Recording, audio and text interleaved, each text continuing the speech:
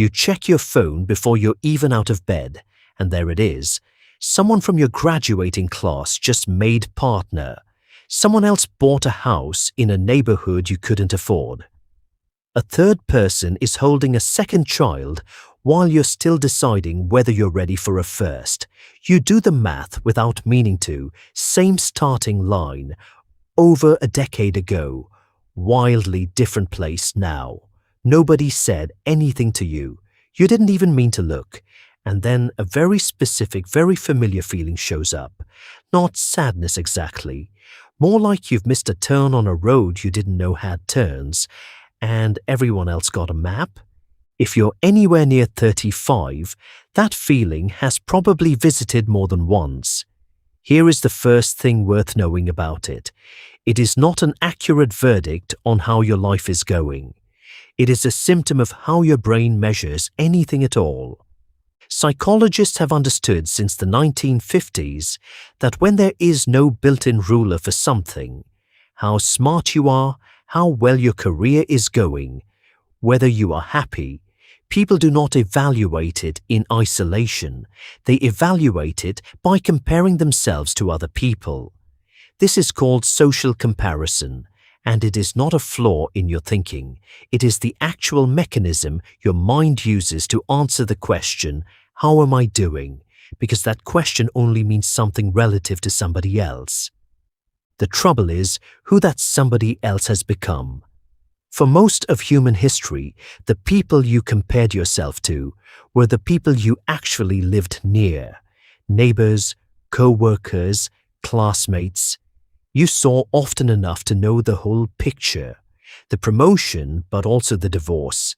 The new house, but also the debt that came with it.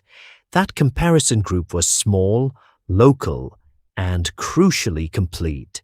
Now the comparison group is a feed, an analysis that pooled data from 48 separate studies and nearly 8,000 participants found something clear.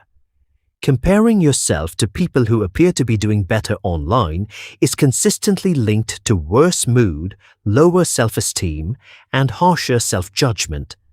But notice the word appear. You are no longer comparing yourself to the whole life of one friend. You are comparing yourself to the single best afternoon of the most visible fraction of your entire graduating class, compressed into a few seconds of scrolling. You are measuring your full, average, ordinary life against other people's highlight reel and quietly expecting the math to come out even. The sample size is tiny, hand-picked, and stripped of anything unflattering, but it doesn't feel that way when it's the first thing you see every morning. Here is the part that surprises most people. Doing well does not fix this. It can make it worse. A study tracked thousands of adults in British households over 7 years. It found that what actually predicted someone's life satisfaction was not their income in absolute terms. It was their income's rank compared to the people around them. The same researchers found something else worth knowing. People weigh upward comparisons more heavily than downward ones. Doing better than the people below you barely registers. Doing worse than the people just above you registers a lot, which means every time you move up, a raise, a promotion, a bigger apartment, you do not get to relax into the new level. You get moved into a new comparison group, one row higher, where there is already someone just ahead of you, and that new gap gets weighted more heavily than everything you just did to earn the row you're standing on now. This is why a doctor can feel behind next to other doctors, and a founder can feel behind next to other founders, regardless of what either of them would have counted as success 10 years earlier. So why 35 specifically? A psychologist named Neugarten describes something she called the social clock. It's an unspoken cultural timetable most people carry for when major life events are supposed to happen. Career milestones, a home, a partner, children, or the decision not to have them. People constantly quietly check themselves against that clock and describe themselves as early, on time, or late without ever being told to. In your 20s, that clock barely registers because almost everyone's starting point still looks similar. Comparisons feel low stakes because there is not much yet to compare. But by the mid-30s, the paths that looked nearly identical at graduation have visibly split. Promotions land for some and not others. Some people bought property years ago. Others are still renting, and not entirely by choice. Some have the family they planned, others are still waiting, or have decided against it.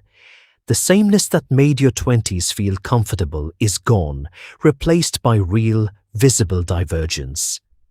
That's right at the point when the social clock's expectations get loud enough to actually check yourself against. It isn't that 35 is magic, it's that it's usually the first age where the differences are too large to politely ignore. A British survey of over 1,000 adults, looking back across 3 decades of adult life, found something specific. Crisis-like periods, feeling stuck, behind, or seriously questioning core life choices were reported by roughly half of people in their 30s. That is not a fringe experience, that is close to a coin flip happening to the person next to you at work, the friend who looks fine on your feed, quite possibly you. The number you did on your phone this morning was never a fair comparison. It set your one complete, average included life against a stranger's single-cropped best moment. And it did that inside a system where every gain you make just moves you into a room with a new person ahead of you. That mismatch will not make the feeling disappear on its own, but it changes what the feeling is actually evidence of. Not that you are behind, but that you were comparing an average to a highlight and quietly expecting the answer to come out fair. The person you envied this morning almost certainly did the same math about somebody else. Thank you for watching all the way to the end. If this video gave you something to think about, do one small thing. Subscribe to Cool My Mind Psychology. Every video here unpacks the hidden psychology behind how we think, feel, and act, and subscribing is how you'll never miss the next one. Take care of your mind, and I will see you in the next video.